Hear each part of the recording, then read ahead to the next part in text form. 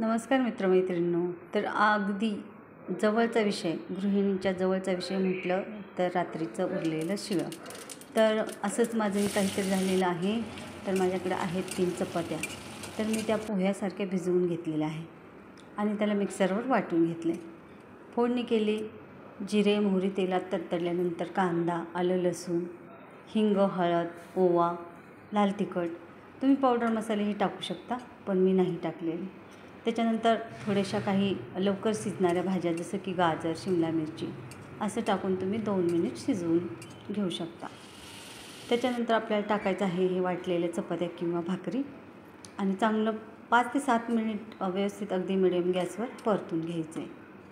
त्याच्यावरून तुम्हाला कोथिंबीर टाकू शकता, तुम्ही कच्चा टोमॅटो आणि हवं तर बटर पण परतताना टाकून घेतलं तर चालेल, कारण चव वाढेल. असेल तर टाका, नसेल तर चालेल. तयार आहे.